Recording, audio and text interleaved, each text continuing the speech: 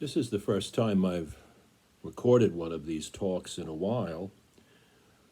I have to admit that I have to wait for some sort of inspiration to come. I'm not all that disciplined. This morning, I just, as we've been doing in these weeks, gave the final commendation and a blessing to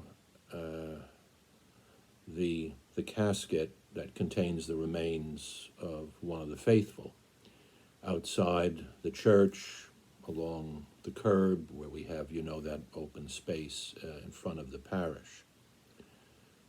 And it's a poor substitute for the funeral mass, but is at least something in some degree of dignity. We are not able to have funeral masses or any masses, as you know, and just today, we're informed from the bishop that there is no set date now for a resumption of the public celebrations of Mass and, of course, the other sacraments. This has been going on since St. Patrick's Day, March 17th. It'll be clearly going to last more than 2 months, and you hear perhaps even going into June. As I mentioned in the parish website, and I urge you to go to the parish website frequently, because that is where we're going to get most of the news communicated to you, we are making some background plans to at least administer the sacraments of confirmation and of First Holy Communion to those whose celebrations have been canceled. As you know, we were to have confirmation on the 31st of March, and our First Communion Masses were to be on the weekends of this month, but obviously they cannot be done.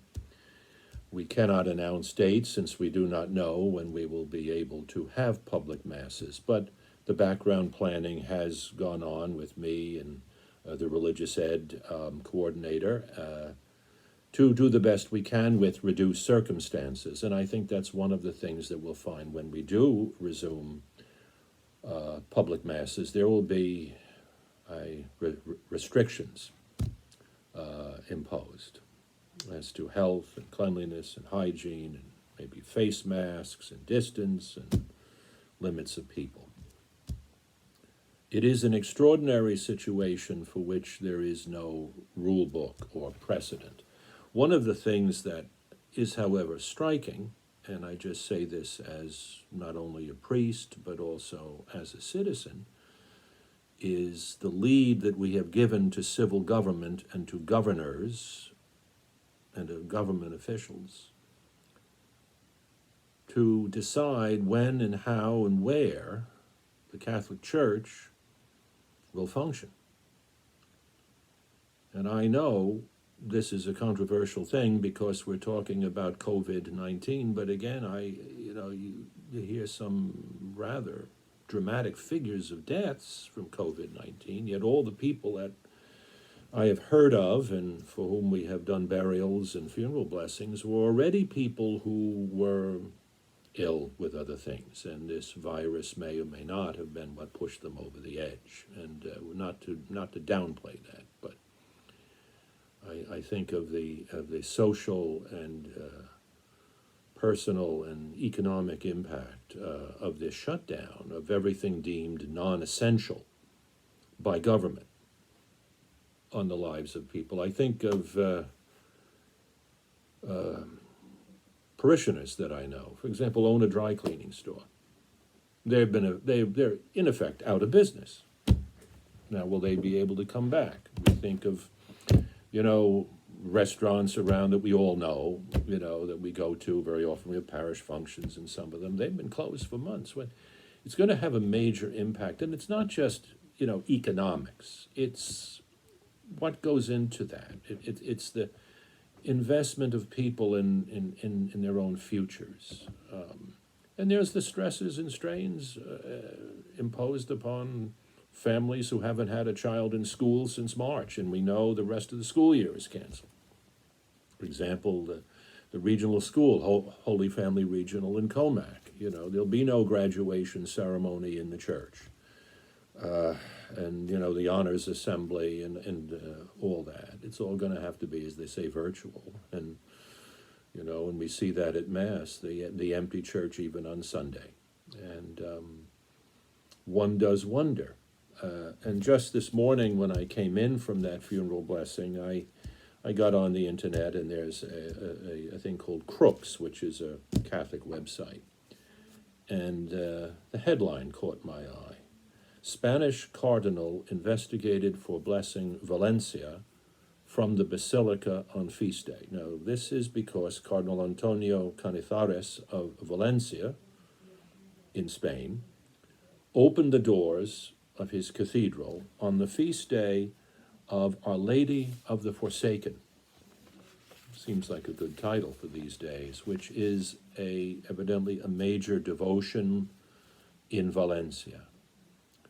He had a Mass in the cathedral where it was just him celebrating Mass with a few of the clergy, and then the image of Our Lady of the Forsaken was taken out, brought to the doors of the cathedral, which were opened, and the image was shown. It did not even leave the cathedral. Normally, evidently, this is a citywide celebration, at least among practicing Catholics, and a procession through the streets. None of that happened. He's now being investigated. Civil authorities are investigating if Cardinal Antonio Canizares broke the pandemic safety measures by opening the doors of a church in Valencia to let people see the image of the Virgin. Despite some reports, the Archdiocese argues the image never left the church, but was placed facing the Plaza de la Virgen, a public square dedicated to Mary. Videos show several hundred people wearing face masks and respecting social distance rules had gathered to venerate the image. The image was visible only for a few minutes while the Valencia regional anthem was played. That tends to be the custom in Spain, to play the national anthem or the regional anthem at these religious processions. 3 members of the police force were there, members of the Red Cross, who kept reminding people to maintain social distance. And then Aaron Cano, counselor for citizen protection of the Valencia City Council, called the opening of the basilica irresponsible and said he considered it an act carried out, quote, with premeditation and treachery, noting a television station was there at the time. He accused the Archbishop of cheating by giving a public blessing when he had not obtained a permit for the celebration. The local police have since closed the basilica. Now, of course, Spain in the last century has had quite a history.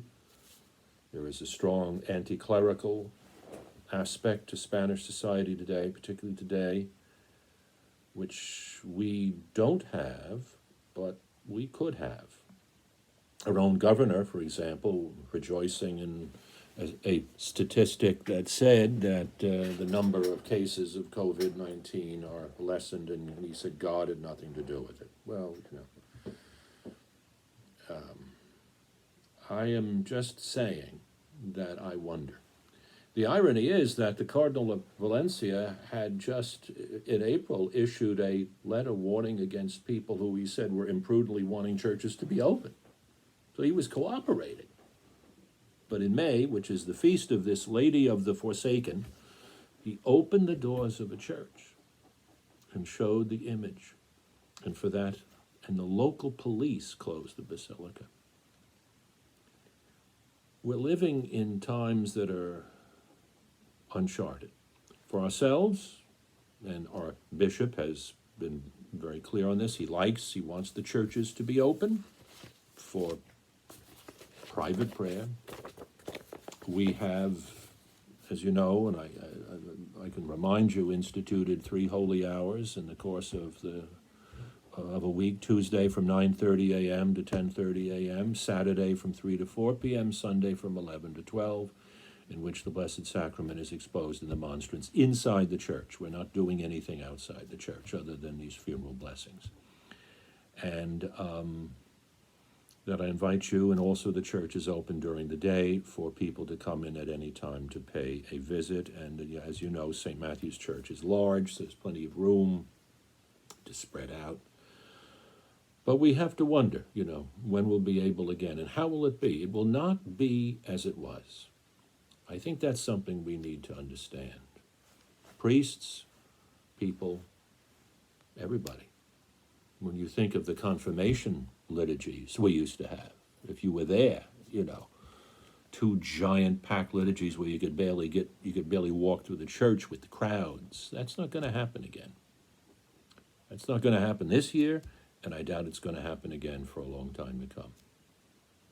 In First Holy Communions, similar. I think we're going to see restrictions, as to who can be there and how it'll be done, and maybe we'll see how many people really do come. How many people are serious about the faith? It's a time of purification, which we didn't want, but as bad as it is, nothing happens, that they say, without the will of God. So maybe there is something that can be gained from this. And so we continue to the priests offering masses for the intentions that you see in the bulletin, the Mother's Day Novena of Masses. I want to especially thank those people who have continued to be generous to St. Matthew's Parish financially, either directly in the leaving of envelopes or signing up with Faith Direct. The information is on the website, and we also have an online bulletin, which you could find. Because as you understand, I hate to even say this, you are experiencing these problems with your own income, no doubt. But the parish's bills still come in, and all of our income, of course, is voluntary. It's donations. So I want to thank those of you who have continued to donate to St. Matthew's, and to express my understanding of those who are unable at this time, but to keep the parish's financial needs in mind. So there we have it. I don't have much more to say, and those of you who have listened to me preach know when that happens I can start wandering. So I'm going to probably wrap it up now. We'll talk again.